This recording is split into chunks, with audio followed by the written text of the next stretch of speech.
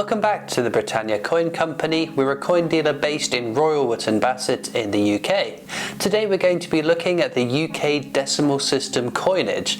Now these are the coins that we've been using in the UK since February the 15th, 1971, when the UK moved over from the old pre-decimal system with the use of the pounds, shillings and pence to the coins that we use today. The first coins to get a makeover was the halfpenny, commonly called the halfpenny, and the 1 penny coin as well. It also saw the introduction of the 5 pence, 10 pence and 50 pence coins. The changeover in the currency system was called decimalisation. Now it wouldn't just be a change to the coins though, as the Royal Mint didn't have enough space at Tower Hill in London where they were then based and had been making coins since the early 1800s. To produce enough coins to replace the entire country's coins, it needed a much larger site with additional space to expand in the future. It needed to be easy to get to allow for the transport of metals to the facility and coins from it. Ideally, they wanted a location that was close enough to tempt those that were already employed at the London site to come along as well. The Master of the Mint, a role of the Chancellor of the Exchequer, had some influence over where it would be located to. Being the MP for Cardiff, James Callaghan happily admitted that he didn't care which valley the mint was located in, so long as it was a Welsh one. The site chosen was in Llantrisant, South Wales, only a stone's throw away from Cardiff, and so the new decimal coins would be struck there, and all our coins to this day are still produced on that site over 50 years later. The new halfpenny coin was much smaller than its predecessor, perhaps reflecting a reduction in its buying power, which by 1971 was quickly diminishing. The reverse of the coin was designed by Christopher Ironside and features the St Edward's crown, a holy relic which is used in the coronation of our kings and queens. Although the new King Charles III has suggested that his coronation will be a much more pared down affair in 2023, it has been used in the ceremony since the 13th century, so there's a good chance it will make a rare appearance outside of the Tower of London for his coronation. The last year this coin was produced for circulation was 1983, with those made in 1984 only for uncirculating coin sets. By this time, the buying power of the coin was so low it was not viable to keep producing it. Interestingly though, the buying power of the halfpenny was greater in 1984 than the buying power of the penny is today.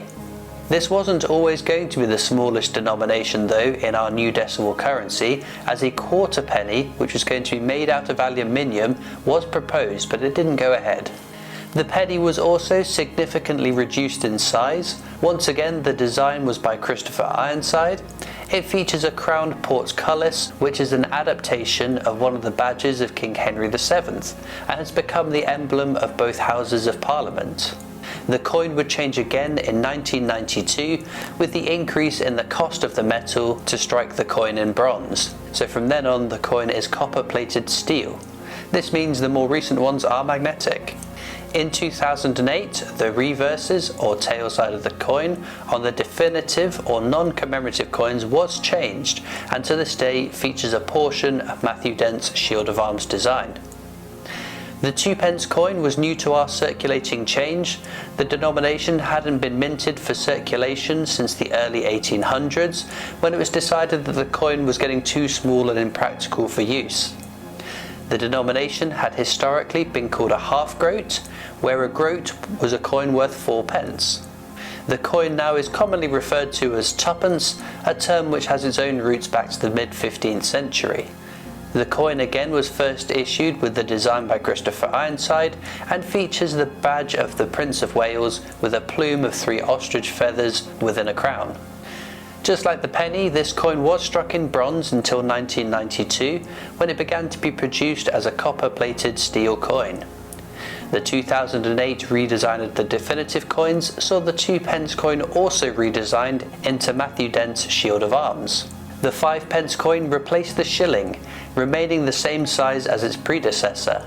The design is more work created by Christopher Ironside, and this time featuring a crowned thistle, the national flower of Scotland.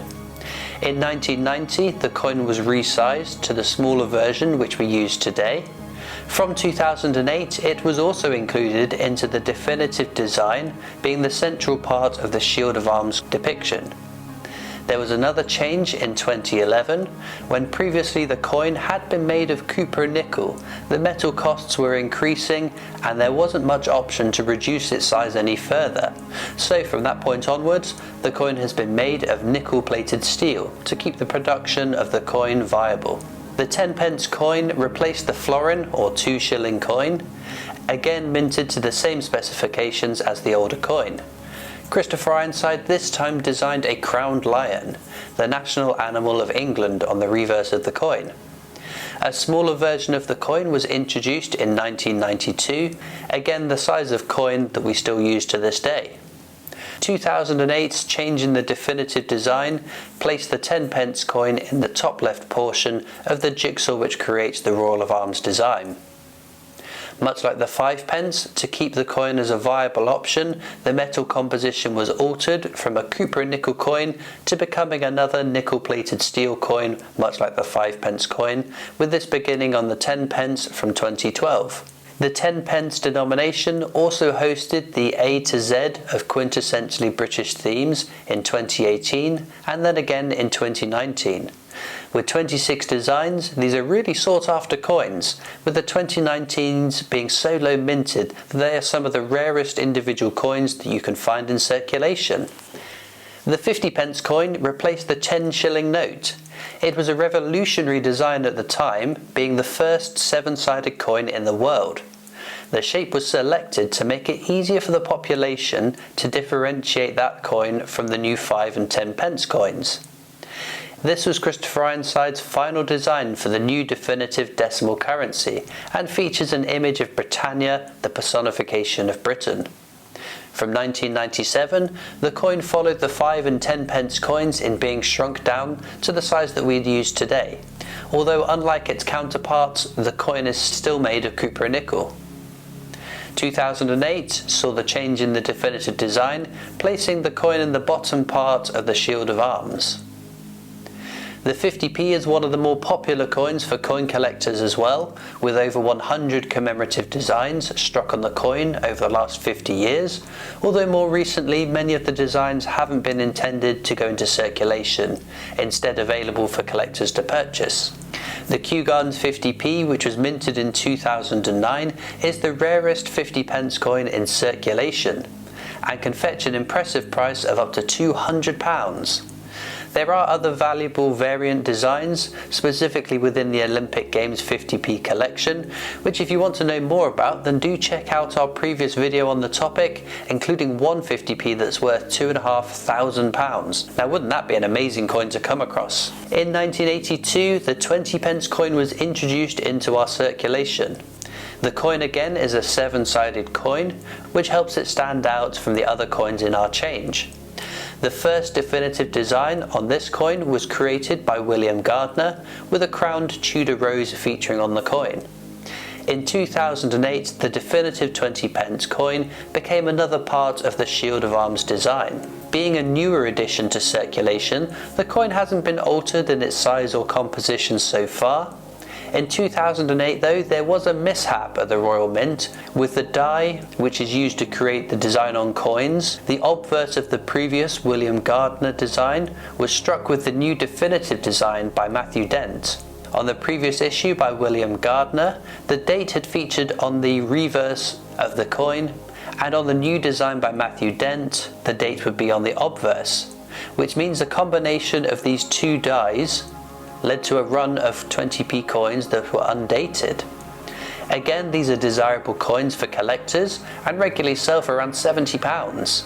This type of error, where the heads and the tail side of the coin don't match up as intended, are called mule errors, and it's a fascinating topic. Prior to 1983, a banknote was used for the £1 denomination, but from 1983 it was decided that a coin would be more hard-wearing and cost less in the long term to produce, because a coin can last 30 to 40 years in circulation, compared to a couple of years that a banknote at the time could. Our new polymer banknotes naturally are much longer lasting, so who knows, maybe a £1 banknote could return at some point. The first design of the £1 coin featured the royal arms, designed by Norman Silman. There were 46 different round pound coins from 1983 up to 2016, and with some again being minted for collectors only rather than circulation. In 2016, production of a new 12-sided bimetallic £1 coin began because the old round pound was becoming so increasingly forged that it was threatening to void the denomination as valid currency. The design for it was an open public competition, with Matthew Pearce's design featuring the national flowers of the UK in a crown being selected and minted to this day. The new coin boasts numerous security features and is the world's most secure circulating coin. It has been announced that in 2023, the first commemorative £1 coin since the changeover to this new style of coin will be produced for circulation, so we're excited to see what the Royal Mint has in store for us with that. The final coin is the £2 coin. These were first produced in 1986 and initially were large nickel brass coins intended for collectors rather than as a circulating coin. With 7 designs released over a decade, the coins weren't immediately popular with the public. In 1997 though, the coin was reimagined as a bimetallic coin for use in circulation. This was the first modern bimetallic coin that the UK produced for circulation and proved as a successful anti-forging technique, which the £1 coin replicated in 2016. The definitive design was created by art teacher Bruce Rushin with an abstract depiction of the history of technological achievements. The coin has featured over 60 commemorative designs, although none of them have been used for circulating coin since 2016's Great Fire of London commemorative £2 coin. In 2015, the definitive design was changed to feature Anthony Defort's Britannia, bringing her back onto our definitive coinage, having been replaced in 2008 on the 50p coin. Again, this denomination has proved really popular with collectors, with notable issues including the 4 variants to commemorate the Commonwealth Games in 2002, one for each of the constituent parts of the UK, with the Northern Ireland Commonwealth Games £2 coin being the rarest one in circulation. Well, there we have it, a deep dive into the decimal coinage of the UK and how it has changed over time. Very soon we're going to see another significant change to the coins as they'll start to feature the portrait of King Charles III. From 2023 onwards, all coins will be struck with his portrait on it and will circulate alongside the coinage of his late mother, Queen Elizabeth II. You should start to see the first ones in your change before the end of the year though, with the recent release of the memorial coin set featuring a 50 pence coin that will be circulated. There are links in the description of the video over to our website if you want to check out that memorial coin set or other coins that we featured in today's video. Be sure as well to subscribe to the YouTube channel. It's free to do and it means you won't miss out on any of our future uploads. You can also follow us on Facebook and Instagram where we post lots of pictures of our coins. We're on Twitter and TikTok, we've got our shop and online store, but I'll see you next time for more amazing coins from the Britannia Coin Company.